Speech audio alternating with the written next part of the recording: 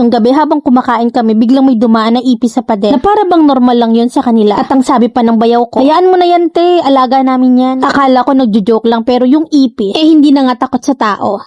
Nagkakilala kami ng asawa ko sa trabaho. Kasal kami 3 taon na pero wala pa naman kaming anak. Isang beses ay kinausap niya ako na gusto niyang dumalaw sa kanila. Mahaba kasi ang bakasyon noon at nataon naman na weekend. Akala ko dati ang pinakamahirap na bakasyon ay yung walang signal, walang aircon. Pero hindi pala. May mas malala pa. Yung bakasyon namin sa bahay ng in-laws ko ay kulang sa hygiene. Nung una excited pa ako at ang sabi sa akin ng asawa ko, love, uwi tayo sa probinsya kasi mahaba naman yung bakasyon eh. Hindi na ako nagdalawang isip kasi nga matagal na rin naman kami hindi nakakauwi doon. At nung umuwi naman kami last time doon kami sa pinsan nila nakitulog. Actually, bihira lang talaga mag-get together yung family namin at ang family niya. Tsaka sa sobrang layo din kasi kaya madalas sila yung napunta sa amin. At sinasagot naman namin ng mister ko yung gastusin nila. Hindi ko alam na parang sasali pala ako sa isang reality show na ang title ay Hygiene Edition. To make it clear na 2020 kami kinasal. So dahil legal age kami, wala nang umattend na parent. At saka naghuwes lang kami noon. So ito pa lang yung second time na magkikita kami at sa kanila kami tutuloy. Pagdating pa lang namin, napansin ko na agad yung mga tsinelas sa labas ng bahay. Na parang may sariling ecosystem na. May putek, may buhok, may kung anong substance na hindi ko na gustong alamin kung ano. Pero sabi ko nga sa sarili ko na kalma lang, baka naman nagkataon lang. Sinalubong ako ng biyanan ko. Ang sabi niya sa akin pagpasok ko ng bahay, anak, kumain ka na? So umiti naman ako kay nanay. Sinalubong ko siya ng yakap kasi kahit naman papano close kami sa video call. Pagtingin ko sa lamesa, may ulam na adobo, may isda, may gulay at mukhang masarap. Pero habang kumukuha ako ng kanya, may nakita ako na pusang nakaupo sa lamesa. Hindi sa ilalim ha, sa mismong lamesa. Tapos inaamoy-amoy yung kutsara. Tinignan ko yung asawa ko at tinignan naman niya ako. Tahimik lang kami pareho para may silent agreement na wag ka na lang magsalita. Sabi ko sa sarili ko na okay lang, baka naman close lang talaga sila ng pusa. Tapos kinabukasan pagising ko, pumunta ako ng CR. Pag-check ko, ang pintuan nila ay kurtina lang na napakarumi. Maanta na yung amoy ng kurtina na parang manigas na sa pagkakasabit. At yung tuwalya na akala ko kulay brown lang talaga. Tuwalya pala ng buong pamilya. Madulas ang tabo, naglulumot ang timba. At yung inidoro nila as nakalapat sa lupa. Sa awa naman ng Diyos nakaraos naman ako. Then after kong maligo sumunod na rin yung asawa ko, tinatawanan lang talaga niya ako. At narinig ko na yung binan kong babae ay nagluluto sa kusina at naamoy ko yung masarap na sinangag. So tinulungan ko na siya maghain sa mesa. Inalam ko yung mga lasa ng kape nila. At aliw na aliw ako sa mga kwento ng biyanan kong babae. Actually, sobrang kwela ng biyanan kong babae kaya talagang nagkakasundo kami personal man or video call. At nung natapos na yung mister ko na maligo nag-aya ng kumain ng lahat. Then eto na, habang kumakain kami ng itlog at tuyo napansin ko yung pamangkin ng asawa ko. Kumain siya ng tuyo gamit ang kamay tapos naglaro sa aso. And then bumalik sa lamesa ng walang hugas-hugas. At hinawakan niya yung mangkok ng sausawan at inaalok sa akin. Tapos sabi niya, ate, sausaw ka dito. Ngumiti na lang ako na parang nagpatay mali siya na lang din. Sa isip ko na hindi na to bakasyon kundi training. Pero ang pinaka-final ay yung nangyari ng gabi. Biglang may dumaan na ipis sa pader at normal lang yun sa kanila. Pero sa akin talaga hindi. Lumaki rin naman ako sa simpleng pamilya pero hindi ganito malayong malayo. At nung nakita ko na padaan-daan lang yung ipis sa amin, sabi ng bayaw ko, alaga namin yan, hayaan mo lang yan. Doon ako napasuko.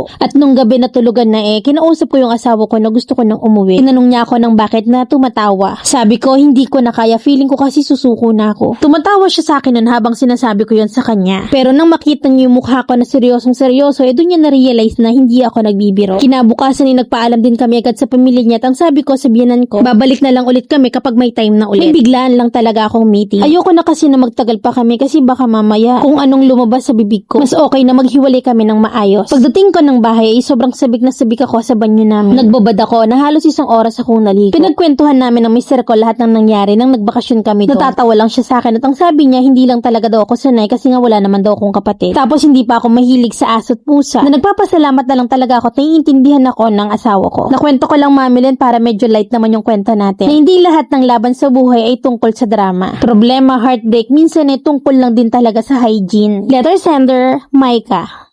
Buti na lang talaga't may asawa kang maunawain at hindi sensitive. Kasi sa iba-iba yan tapos malakas makiramdam. Pagmumulan talaga yan ng issue. Na kapag nasa ganun kang sitwasyon, better siguro na no reaction na lang at wag masyadong magpahalata. Just stay polite and respectful. Kasi para sa kanila normal lang yun At yun na yung nakasanayan nilang environment. At least thankful ka na hindi ganun si mister. Kasi compatibility in daily habits matters too. Dahil kung pareho sila ng lifestyle ng in-laws baka mautas ka na. At kung hindi mo matik talaga iwasan mo na lang siguro na mag-sleep over. Bisita lang for a few hours, bonding, kain, kwentuhan tapos uwi. Makakaiwas ka na sa issue at mapiprevent mo pa yung samahan nyo. Naalalahanin mo na pamilya sila ng asawa mo at hindi ka naman inaano. So kung kailangan na pati ipis makapagplastikan ka pag-aralan mo na.